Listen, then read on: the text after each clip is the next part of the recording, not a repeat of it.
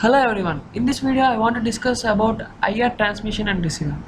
Uh, Normally, what I want to show is how we can control an LED by wirelessly using IR rays. We know that IR rays are not in visible region, so we can't see them. This is IR LED. You can see here. If we give power supply to this, it will glow up. And the good thing is, if we give the same IR rays to this, it will give voltage. By using this, we can develop a receiver. No, it works like that. If the intensity of IRS is more, then the voltage we get is more, and if it is less, normally vice versa. Okay. Next, go to the components what we required: 9 volts batteries and some IR LEDs, and this is an NPN transistor and some connecting wires. Let's see about NPN transistor. This is an Npn transistor. Its number is 2N3904. This is the emitter, base, collector. We know that we can use transistors for many applications, mainly for amplification and switching. Here we use this NPN transistor for switching condition. We see it how it works in further videos. This is phototransistor. The same thing what normal transistor does, this thing also do the same thing, but it also responds to the light, I mean IR. If we give some light to this, and it will also develop some voltage just like IR LED. Okay, this is a circuit. It's very simple. You can see that the transmitter consists of only power supply, a switch, and IR LED. And here we required IR LED, and it's a normal red LED and some resistance. You can use anything up less than 1 kilo ohms, like 220 ohms. It's sufficient, I think. I'm using 220 ohms, so I recommend you. This is already I said about this NPN transistor. This is in switching condition. When the transmitter IRS falls on this LED, this will develop a voltage. Due to the voltage development here, this will be switched on, and this LED gets gets on.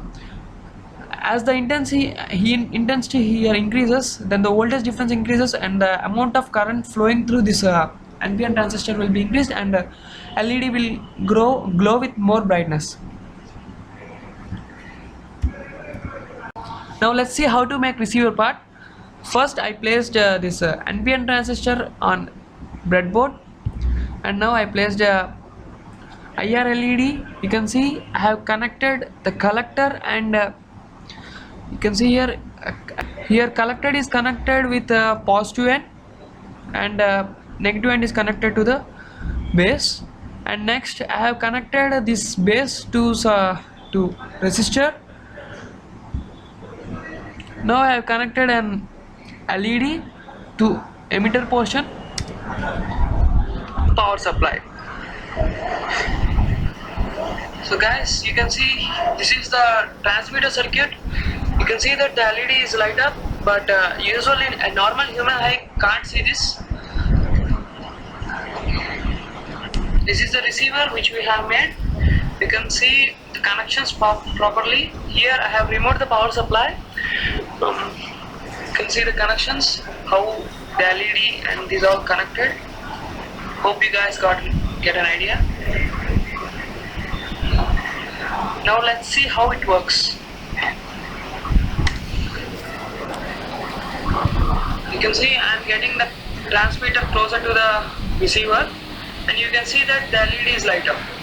As I'm getting the transmitter closer to the receiver circuit, you can see the brightness is increasing. But this way you can control an LED by using IR rays. But what is the problem? Why we are not using in practically? As we have seen how this thing works, but I want to show you why this thing is not in use for long transmissions. Usually we use this thing in TV remotes, but not for AM transmission and many other things. You can see when an obstacle is placed between them, you can see the LED is getting off just because it's not receiving the rays. Actual thing is IR LED can't pass through the IR LED can't propagate through the obstacles. That's the reason why we can't use them for propagating more distances, and we can transmit more distance without any obstacle by using a perfect amplification and proper arrangement of the circuit. You can see here that the TV remote, it's also having IR LED, and our circuit is working with it. If you guys want to control only with particular switch and particular range, and then you have to use band pass filters. I will explain about these things in the coming videos. Thanks for watching. If you like it, please like it.